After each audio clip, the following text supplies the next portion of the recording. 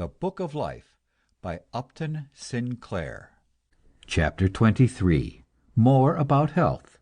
Discusses the subjects of breathing and ventilation, clothing, bathing, and sleep.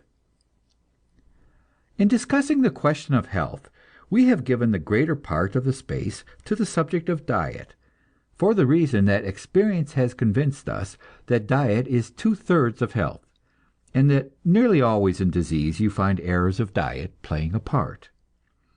There are, however, other important factors in health, now to be discussed. Everything of which the body makes use is taken in the form of food and drink, with the exception of one substance, the oxygen we get out of the air. Every time we draw a breath, we take in a certain amount of oxygen, and every time we expel a breath, we drive out a certain amount of a gas called carbon dioxide, which is what the body makes of the fuel it burns. The body can get along for several days without water, and for 2 or 3 months without food, but it can only get along for 2 or 3 minutes without oxygen. It should be obvious that when the body expels carbon dioxide with a slight mixture of other more poisonous gases, and sucks back what it expects will be a fresh supply of oxygen, it wants to get oxygen, and not the same gases it has just expelled, nor gases which have been expelled from the lungs of other people. In the days when primitive man lived outdoors, he did not have to think about this problem. When he breathed poison from his lungs, the moving air of nature blew it away, and the infinite vegetation of nature took the carbon dioxide and turned it back into oxygen.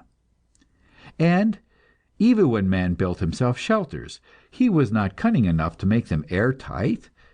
He had to leave a big hole for the smoke to get out, and smaller holes through which to get light. But now our wonderful civilization has solved these problems. We make our houses out of airtight plaster, and we have invented a substance which will admit light without admitting air. So we have the white plague of tuberculosis, and so we have the innumerable minor plagues of coughs and colds and sore throats. In the summertime, the solution of the problem is easy. Have as many doors and windows in your home as possible, and keep them open, and have nothing in your home to make dust or to retain dust. But then comes stormy and cold weather, and you have to close your doors and windows, and keep your home at a higher temperature than the air outside. How shall you do this, and at the same time get a continuous supply of fresh air? I will take the various methods of heating one by one. The problem in each case is simple and can be made clear in a sentence or two. First, the open fireplace. This is a perfect solution. If you have enough fuel and do not have to worry about the waste of heat, an open fireplace draws out all the air in the room in a short time, and you do not have to bother about opening doors or windows. You may be sure that the air is getting in through some cracks, or else the fire would not burn. Second, a wood or coal or gas stove in the room, provided with a proper vent, so that all the gases of combustion are drawn up the chimney. This changes the air more slowly than an open fireplace, but it does the work fairly well. All that you have to be careful about is that your vent is sufficiently large and is working properly. If your fire does not draw, you will have smoke or coal gas in the house, and this is bad for the lungs. But worse for the lungs is a gas that you can neither see nor smell nor taste, the deadly carbon monoxide. This gas is produced by incomplete combustion, and whenever you see yellow flames from gas or coal, you are apt to have this poisonous substance. Small quantities of it are sufficient to cause violent headaches, and repeated doses of it are fatal. Men who work in garages which are not properly ventilated run this risk all the time, because carbon monoxide is one of the products of imperfect combustion in the gas engine. Next, the furnace. A furnace sends fresh, warm air into your house. The only trouble is that it takes out all the moisture, and some authorities say that this is bad for the lungs and throat. I do not know whether this is true, but all furnaces are supposed to have a water chamber to supply moisture to the air, and you should keep a pan of water on every stove or radiator in your house. Next, steam heat, which includes hot water heating. This is one of the abominations of our civilization, and one of the methods by which our race is committing suicide. There is nothing wrong about steam heat in itself. The room is warmed in a harmless way, but the trouble is it stays warm only so long as the doors and windows are kept shut. You are in an airtight box, and can be warm provided you do not mind being suffocated. The moment you open a door or a window, you have a cold draft on your feet, and if you wish to change the air entirely, you have to let out all the heat. So, of course, you never do change it entirely, but go on breathing the same air over and over, and every time you breathe it, the condition of your body is a little more reduced. The solution of this problem is not to heat the air in the room, but to use your steam coils to heat fresh air, and then drive this air, already warmed, into the room, at the same time providing a vent through which the old air can be pushed out. This is the hot air system of heating, and it requires some kind of engine or dynamo, and therefore is expensive. It has been installed in a few office buildings and theaters. One of the most perfect systems I ever inspected is in the building of the New York Stock Exchange, where the air is warmed in winter and cooled in summer, and freed from dust, and exactly the right quantity is supplied. It is a humorous commentary upon our civilization that we take perfect care of the breathing apparatus of our stock gamblers, but pay no attention to the breathing apparatus of our senators and congressmen, whose one business in life is to use their lungs. The stately old building with its white marble domes looks impressive in moving pictures and on illustrated postcards, but it has no system of ventilation whatever, and is a death trap to the poor wretches who are compelled to spend their days and sometimes their nights within its walls. This contrast is one symptom of the rise of industrial capitalism and the collapse of political democracy. We have reserved to the last a method of heating which is the worst, and can only be described as a crime against health: the use of gas and oil stoves set out in the middle of the room without a vent, and discharging their fumes into the room. These stoves are simply instruments of slow death, and their manufacture should be prohibited by law. In the meantime, what you have to do is to refuse to live in a room or work in an office where such stoves are used. I have heard dealers insist that this or the other kind of gas or oil stove was so contrived as to consume all the fumes. Do not let anybody fool you with such nonsense. There has never been any form of combustion devised which consumes all the fumes. No such thing can be, because the products of combustion are not combustible. The so-called wickless blue flame stoves do burn all the oil, and a properly regulated gas stove will burn all the gas, but that simply means that it turns the oil and gas into carbon dioxide, the very substance which your lungs are working day and night to get out of your body.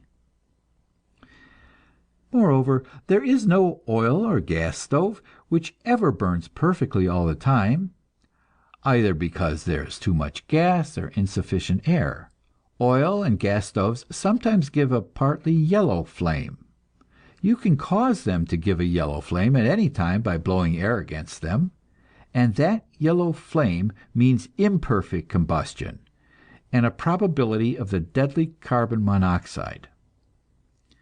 These facts are known to every chemist and to every student of hygiene, and the fact that civilized people continue to burn such oil and gas stoves in their homes and offices is simply one more proof that our civilization values human welfare and health at nothing whatever in comparison with profits. Not merely should you see that you have a continuous supply of fresh air in your home, but you should try to keep down dust in your home, and especially fine particles of lint. Once upon a time our ancestors were unable to make houses and floors tight, so they put rugs on the floors and hung tapestries on the walls to keep out the wind. We civilized people are able to make both floors and walls absolutely tight, and yet we continue to use rugs and curtains, it being the first principle of our education that propriety requires us to continue to do the things which our ancestors did. I am unable to think of a more silly or stupid thing in the world than a rug or a curtain. But I have lived in the house with them all my life, because, alas, the ladies cannot be happy otherwise. They want their homes to be pretty, and so they continue to set dust traps, and to set themselves futile jobs of house cleaning and shopping. Not all of us are able to be out of doors as much as we ought to be, but all of us spend 7 or 8 hours out of every 24 in sleep. And this time at least we ought to spend out of doors. I understand that this is a futile advice to give to the very poor. I was poor myself for many years, and had to put all my clothes on at night in order to keep warm, and even then I could not always do it. Nevertheless, from the time I first realized the importance of ventilation, I never slept in a room with a closed window. I say, sleep outdoors if you possibly can. You do not have to be afraid of exposure, for cold will not hurt you if you keep your body in proper condition. I have slept out in a rubber blanket, with the rain beating on my head and face. I have spread a rubber blanket on a hammock in the midst of a swamp, and waked up in the morning with my hair and face soaked in cold white fog. But I never caught cold from such things. There is no harm whatever in dampness, or in night air, if you are in proper condition. Of course, you may get your ears frostbitten in the middle of winter, but you can have a sleeping hood to remove that danger. The nature cure enthusiasts, who lay so much stress upon an outdoor life, also insist that the wearing of clothes is a harmful civilized custom. They urge us to take sun baths and to ventilate the skin. Now, as a matter of fact, the skin does not breathe, it merely gives out moisture, and it does not give out any less because we have clothing on us, provided the clothing is dry and clean, and will absorb the moisture. But by and by, the clothing becomes loaded with the waste substances given out by the skin, and then it will absorb no more. And if you do not change your clothing, no doubt it may have some effect upon health. But the principal evil of civilized clothing is that it binds the body and prevents the free play of the muscles, and, more important yet, stops the free circulation of the blood. I have already discussed hats, which are the principal cause of baldness. I will go to the other extremity of the body and mention tight shoes, which, strange as it may seem, cause headaches and colds. You will be able to find a few civilized men with normal feet, but you will hardly ever find a woman whose toes are not crowded together and misshapen. I have said that the human body is one organism, and that it is fed and its health maintained by the bloodstream. I say now that the circulation of blood is one thing, and if you block it in any one place, you block it everywhere. Of course, not all the bloodstream goes down into the feet, but some of it does, and if it is clogged in the feet, and the blood vessels cramped and crowded, there is a certain amount of poison kept in the system, which the system should have got rid of. Why do women wear tight shoes? Because the leisure class members of their sex have been kept in harems and used as the playthings of men. To be fragile and delicate was the thing admired by the masters of wealth, and to have small hands and feet was a sign that women belonged to this parasite class. Therefore, at all hazards, women's feet must be kept small, even at the expense of their health and happiness, and so they put themselves up on several inches of heels, which cause them to toddle around like marionettes on a stage, with all their toes crowded down into a lump. Why do men wear tight bands around their scalps, which cause their hair to drop out, and tight, stiff columns around their necks, which stop the circulation of blood into their heads, and cause them to have headaches instead of ideas? The reason is that for ages the rulers of the tribe have wished to demonstrate publicly their superiority to the common herd, which does the menial tasks. In England, all gentlemen wear tall black silk bandboxes on their heads, and in America they have a choice among several varieties of round, tight boxes. All men who work in offices wear stiffly starched collars and cuffs, as a means of demonstrating their superiority to the common workers, who have to sweat at their necks. I think it is not too much to hope that when class exploitation is done away with, we shall also get rid of these class symbols, and choose our clothing because it is warm and comfortable, and not according to the perverted imbecilities of style. The skin gives out perspiration, which is greasy. Also, the skin is constantly growing, putting out layers of cells which dry up and are worn off. We need to bathe with soap to remove the grease, and we need to rub with a towel to brush away the dead cells of the skin, so that the pores may be kept open. No one is taking care of his body who does not wash and rub it once every 24 hours, and once or twice a week with warm water and soap. It is often stated that hot baths are weakening, but I have never found it so. However, I think it is a bad practice to pamper the body, which should be accustomed to the shock of cold water. The rule as to bathing, both as to temperature and time, is simple. If after the bath and rub down your body has reacted and you feel vigorous and fresh, that bath has done you good. If, on the other hand, you feel chilled and depressed, then you have been too long in the water, or its temperature was too low. Every person has to find his own rules in such matters. The only general rule is that as one grows older, the body reacts less quickly. All day, as we work and think, we store up more poisons in our cells than the body can get rid of. And the time comes when the cells are so loaded with poisons that we have to stop for a while and let our bloodstream clean house. The quantity of sleep one needs is a problem like that of cold water. Each person has to find his own rule. In general, one needs less and less sleep as one grows older. Infants sleep the greater part of the time. Growing children should sleep 10 or 11 hours, adults 7 or 8, and old people, unless they have let themselves get fat, generally do not want to sleep more than 6, and part of this in short naps.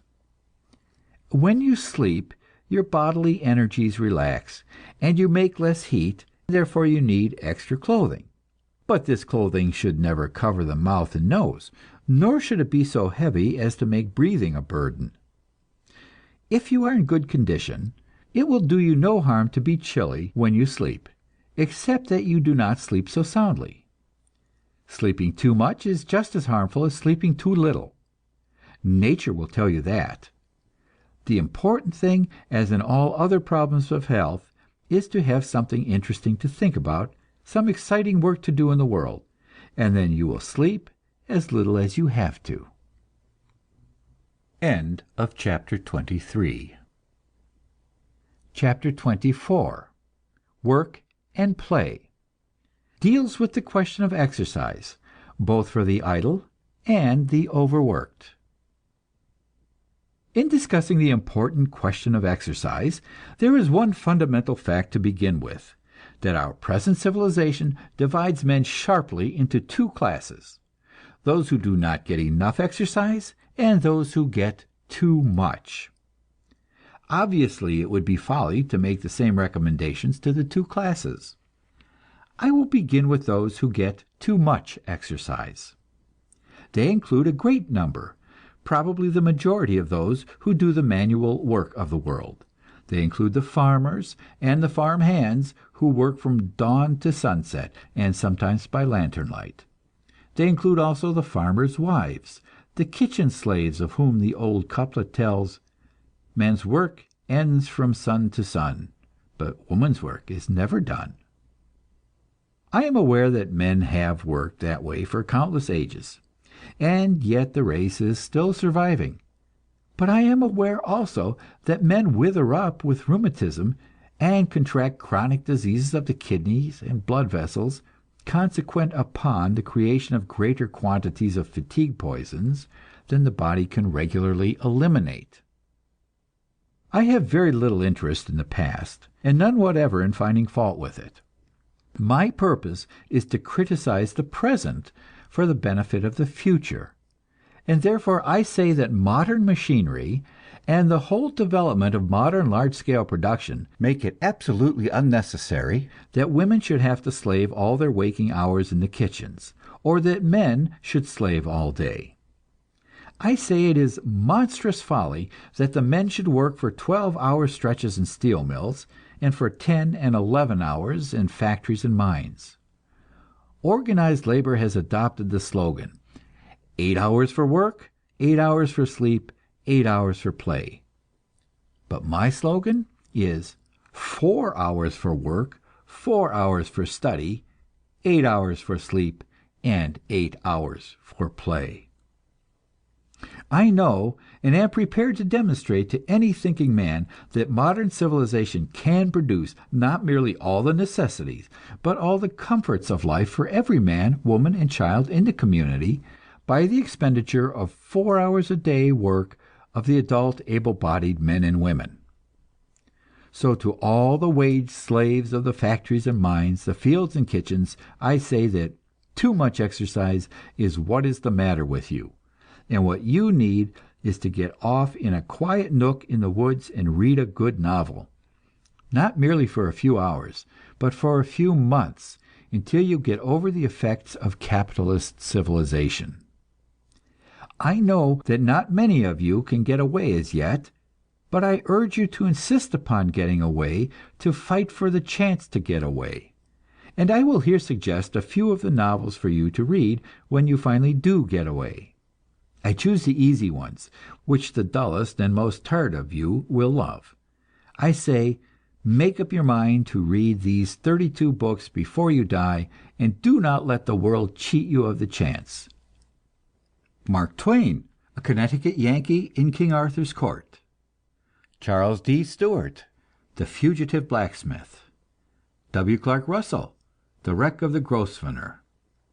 R. L. Stevenson, Treasure Island, Kidnapped. Jack London, The Sea Wolf, The Call of the Wild, Martin Eden. Joseph Conrad, Youth. H. G. Wells, The War of the Worlds, When the Sleeper Wakes, The Sea Lady, The History of Mr. Polly, The Food of the Gods, The Island of Dr. Moreau. Upton Sinclair, The Jungle, King Cole, Jimmy Higgins, 100%. Theodore Dreiser, Sister Carrie. George Moore, Esther Waters. Frank Norris, The Octopus. Brand Whitlock, The Turn of the Balance. Defoe, Robinson Crusoe. Fielding, Tom Jones, Jonathan Wild the Great. Thackeray, The Adventures of Barry Lyndon.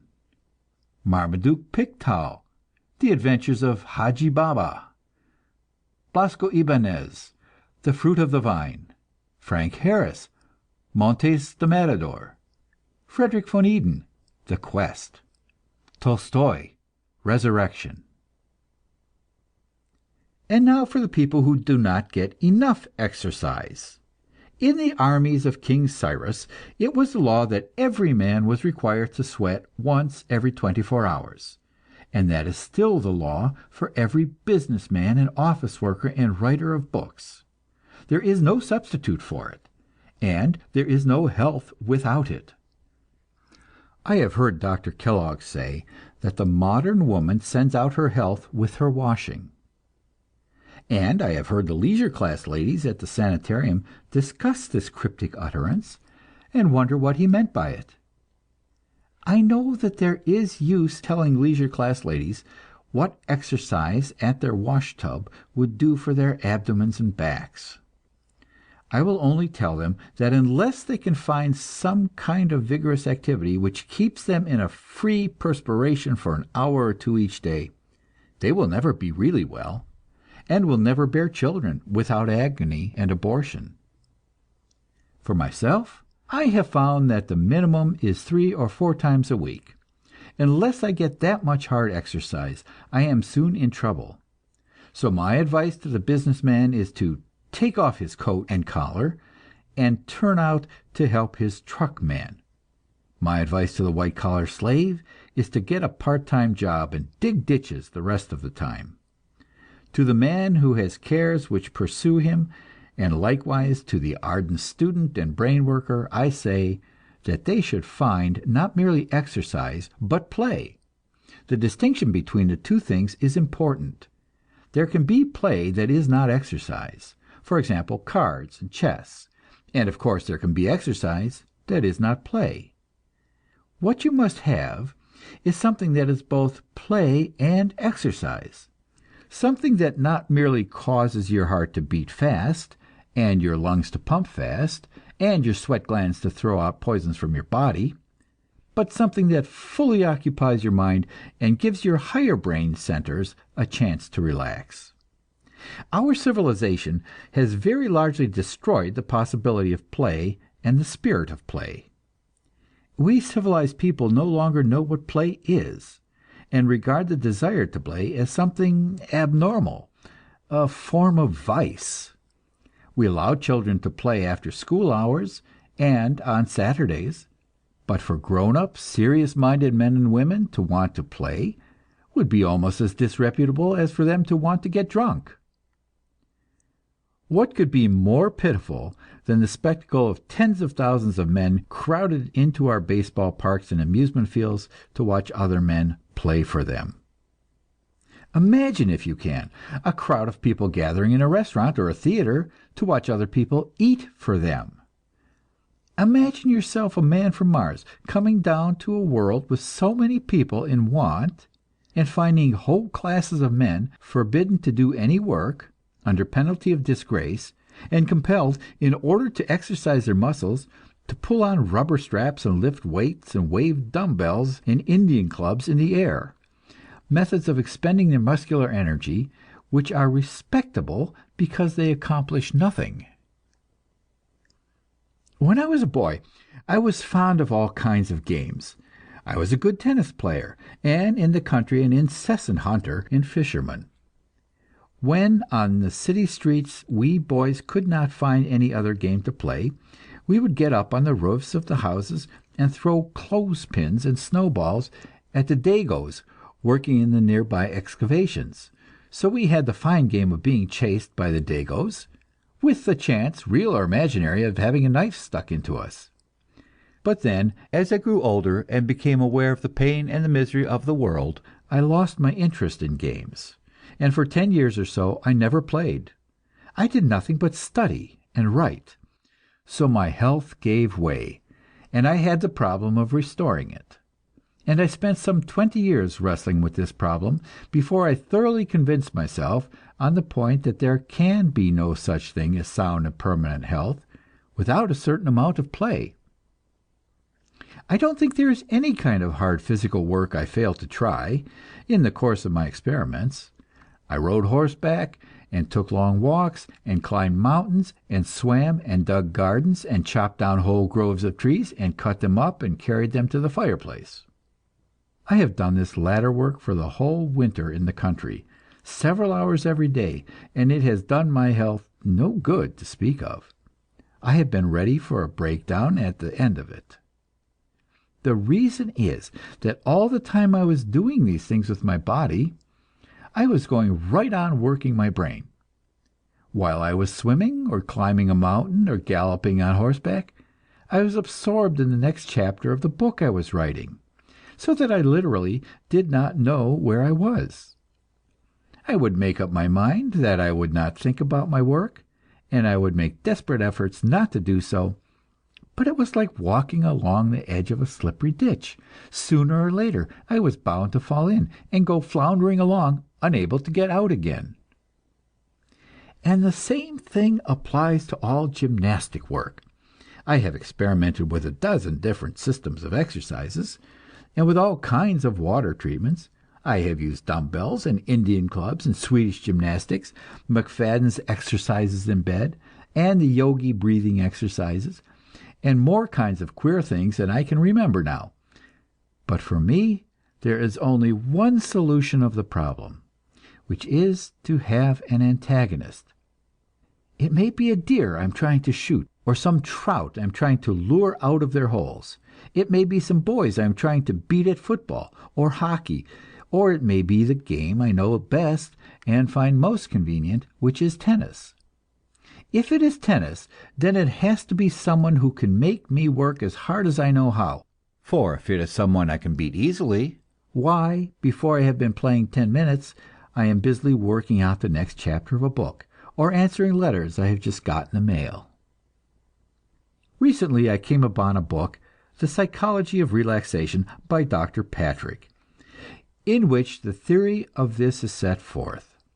Civilized man is working his higher brain centers more than his body can stand. His brain is running away with him, absorbing a constantly increasing share of his energies. True relaxation is only possible where the higher brain centers are lulled, and the back lobes of the brain brought into activity. One of the means of doing this is alcohol, and that is why, through the ages, all races of men have craved to get drunk.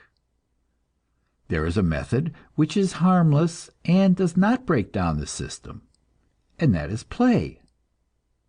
When we become really interested in play, we are as children or as primitive man. We do all the things that our race used to do many ages ago.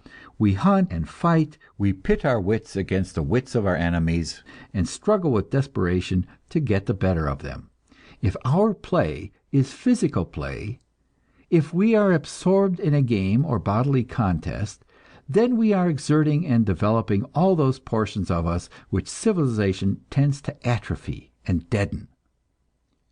There are people who will dispute with you about socialism, and ask how we are going to provide incentives if we do away with wage slavery.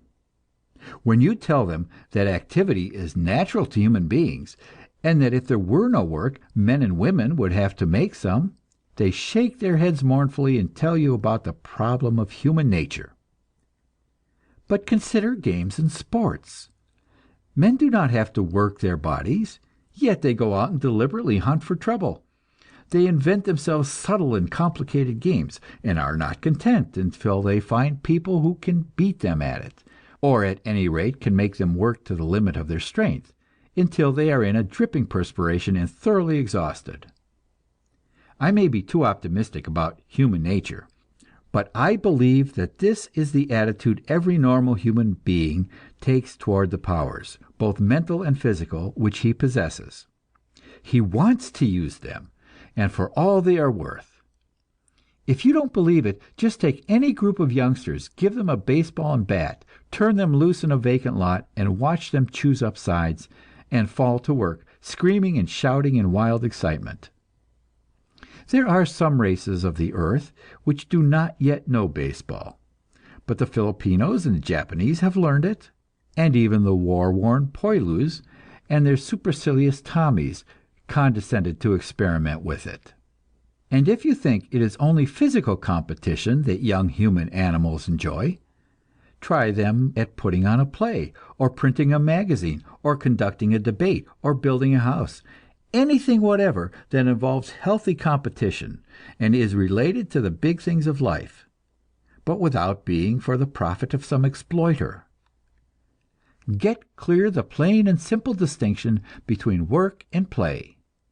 Play is what you want to do, while work is what the profit system makes you do. End of chapter 24.